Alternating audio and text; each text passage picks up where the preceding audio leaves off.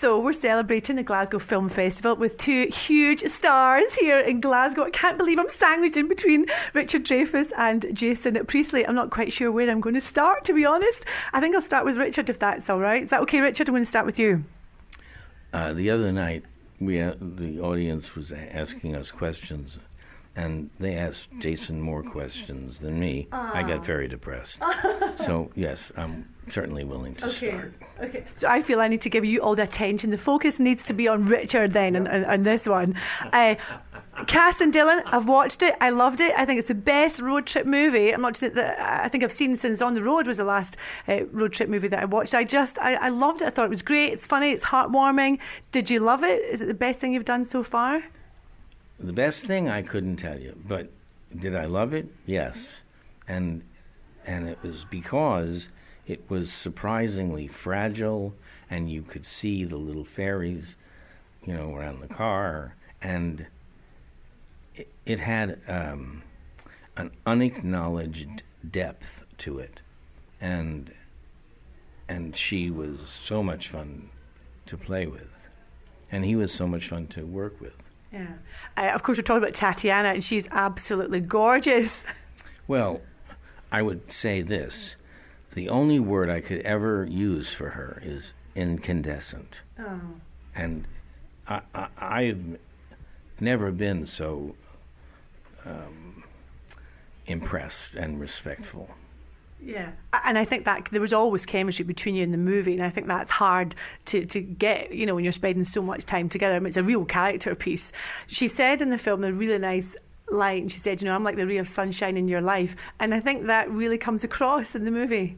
Yeah, she gave me something. That's why I love the line, it's been entirely too easy, and you've made it difficult, and thank you. It's beautiful. Okay, I'm going to give Jason some attention here, just so he's not feeling a little bit left out, Richard.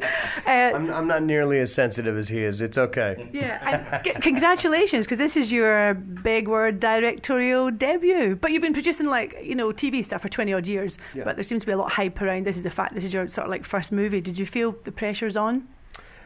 No, not really. I mean, it's the filmmaking process is the filmmaking process. But I think that you just have to be really conscious of the scale of the piece that you're working on, and working in the scale of a feature film is something I was very eager to do. So I wasn't really feeling pressure. I was very excited to shoot a feature film, and having someone like Richard come on board was made it that much more exciting. And like you guys were talking about, Tatiana's work in the film is fantastic, and her and Richard worked so incredibly well together, and made the journey for me that much easier. I was watching some YouTube footage earlier on, and you were talking about not that you desperately wanted to please Richard, but you did find there was, initially you were thinking this could be quite intimidating. And I think there's a gospel song that you really like, the "Oh Children." Children go where I send thee, yeah. Yeah. I was trying to find it on YouTube, and so it's a gospel version, and you love it, and then you tried to find this bluegrass version, is that right? Yeah, and then tell us about that. I did. I found a version of it, and I had our sound guys set up speakers in the car, and I got the rights cleared to the song so I could use it in the movie, and I would have the sound guys play it back for the two of them in the car, and I have all this beautiful film of the two of them singing along to it in the car and harmonizing, and it's really magical footage. It had nothing to do with the movie. It had nothing to do with it at all. But I tried like hell to figure out a way to cut it in the movie, because it's so much fun watching the two of them sing along. I even thought about just playing it under the credits or something, and I don't know. I tried for months and months, and I was just couldn't figure out how to make it work. But I tried, Richard. But for the outtake, yeah. Can you sing it? Can you sing that song? Can you give us a little bit of that song? If I want to humiliate myself, it's sung by very different people. Joe and Eddie sang it without any musical instruments, and lots of people sang it. It's children go where I send thee, how shall I send thee? I'm gonna send thee one by one for a little bitty baby who's born born in Bethlehem. And then it goes on, and it gets to,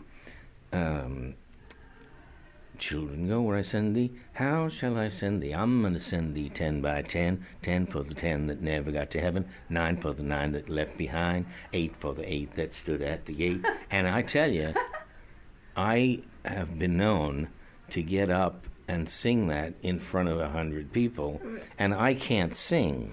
You can sing. I am so honoured. I have Richard Dreyfuss singing to me. I'm going to relate this story to everyone like he was serenading me. So this will be when I'm in the pub telling all my friends, hey, I was hanging out with Richard and Jason and he was serenading me. You can sing. Your talents are wasted. I'll tell you, my kids have a bet, which is that I can never get through the song Scarlet Ribbons without weeping. Oh. And so far, they're 1,000% ahead. I just can't do it. I don't. So should I make him do that? Scarlet Ribbons. Yeah. No, I'm just kidding. That was a definite resounding no there. Coming back to Cass and Dylan, obviously we want as many people to watch Cass and Dylan as possible. I love it, and I'm a huge movie fan anyway. What's the reaction personally been like for you on the whole project? Well, the reaction so far has been great to the movie. I think this is our 5th or 6th film festival that we've been at. We won the Audience Choice Award at the Whistler Film Festival, and Tatiana won the acting prize there as well. She's been nominated for a Canadian Screen Award for her work in the film.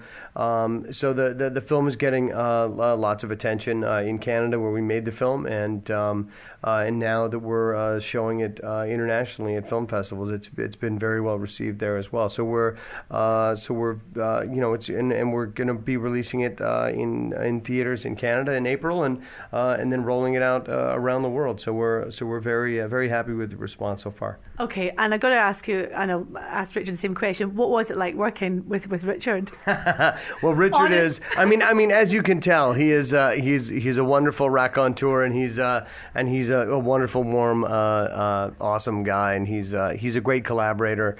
And I couldn't have asked for a better partner on this film. Is this the part where he says you don't get paid or something, or he's about to ask you to do another project? There's always like something coming up here. And what was it like to, of course, work with Jason, his first directorial role? After a lot of films, I came to the conclusion that I asked for a very simple thing. I asked for a relaxed and creative atmosphere. And that most directors don't know how to do that even. He did. And there was never a time. Spielberg, did he know? Yes. Okay. Yes, and Herb Ross knew. And that's about it. And Jason had that, and I could tell even from the phone call when he first talked to me. And when we went, there was never a moment when I thought he doesn't know what he's doing. And it was so liberating, Brilliant. What's next? And finally, what's next for you, Richard? I don't have any idea. I kind of stepped away from the film business, and I used to have an urgent need to act and I don't have an urgent need now. I have a friendship, and I like it, but I don't have to do it. And there's something else that has taken its place, which is trying to get civics taught in the grades below high school, because America is truly a political miracle, and the only ones who don't know that are our own kids. And America is really a revolutionary nation, and we're losing it every day, and we won't get out of this century. So do you think you might move into politics? I'm in politics. Okay. I would not ever run for office, because that's a real step down. And I'm not kidding. I mean, they're... Why do you say that? Because they're corrupt. They sell their souls. They seek money above all things. They're trapped by money. And, when people say that the House of Representatives spends 98% of their time getting money for their re-election, you have to say, well, when do you represent the people? Mm-hmm. And they don't. And the press used to, and they don't. And I gave a speech at the National Press Club, and I said, I was planning on asking you how many of you thought of yourselves as heirs to Edward R. Murrow, and then I decided not to ask because I knew I'd lose my sense of humor. And Tim Russert, and I said, you're all in the pocket. You're all bought. And Tim Russert said, Richard, why am I a villain?